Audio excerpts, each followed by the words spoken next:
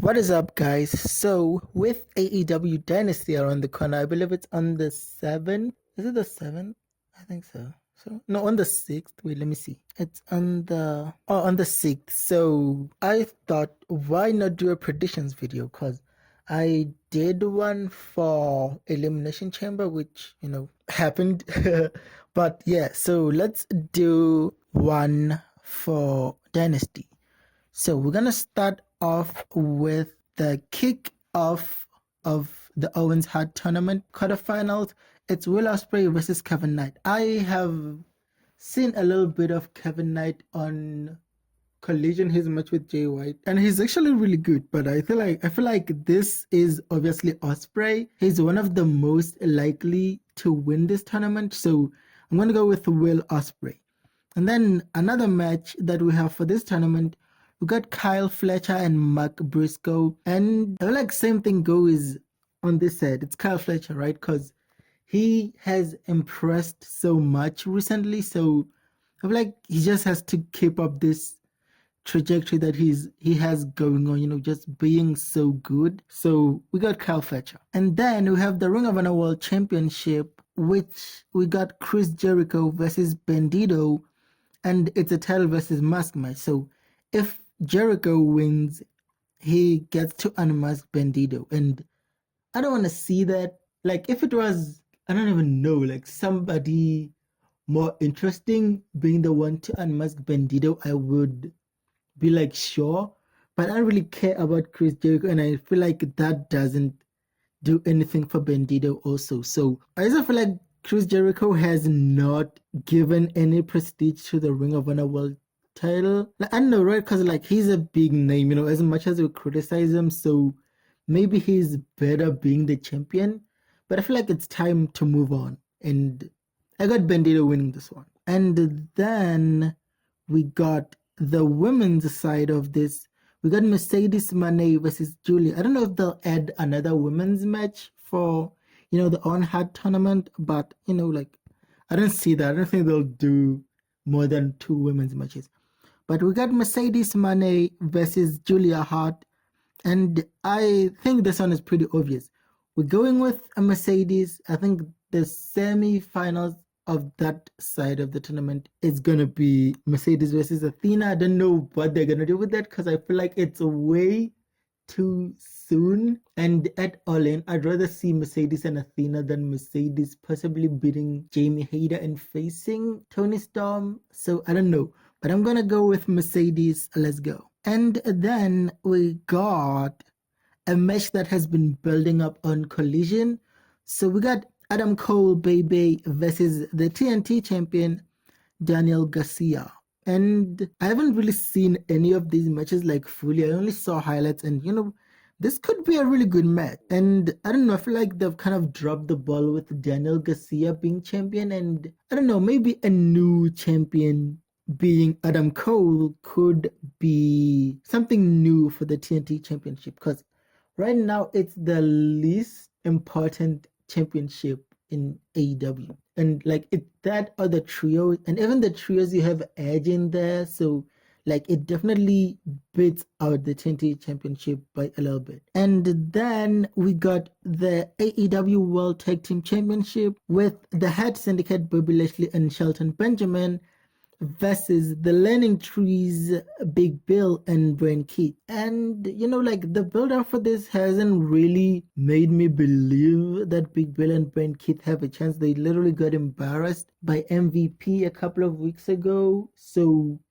I don't know. Should be a good match because all these guys are really good, but I feel like it's pretty obvious that the Head Syndicate is winning this. I have no idea who's gonna beat these guys. Maybe it's gonna be like a returning Private Party. Where is Private Party? But yeah, I'm gonna go with the Head Syndicate on this one. And then we got the AEW International Championships 3-way with Ricochet versus the International Champion Kenny Omega and Speedball Mike Bailey. Why are they calling him Speedball Bailey? I mean, I guess Speedball Mike Bailey is a mouthful, but whatever.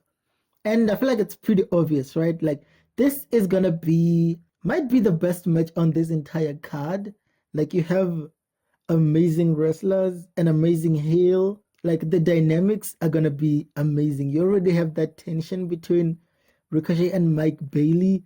You have Ricochet who's like gonna be disrespecting the living hell out of Kenny Omega. And this is gonna be an amazing match, but I feel like it's pretty obvious that Kenny Omega is winning this because we are looking forward into the future, and on our minds, we're all thinking Kenny Omega, Kazuchika Okada unification match for the Intercontinental, the newly formed, if that's what they want to call it. Can you imagine if they call it the Intercontinental Championship and it's inspired by the design of the IWGP's Intercontinental Championships? That would be cool, but they're probably not gonna do that because WWE has one. And then we got Toni Storm versus Megan Bayne for the AEW Women's Championship, and this build has been amazing. Toni is like the number one woman. She is the number one woman in AEW.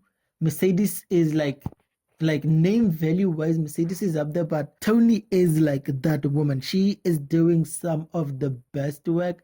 She gets like the biggest help from the women's division. But Megan Bayne has been amazing. If she wins this, I would be surprised. I wouldn't be mad. So this could go either way, like from a what would I want to see aspect of it.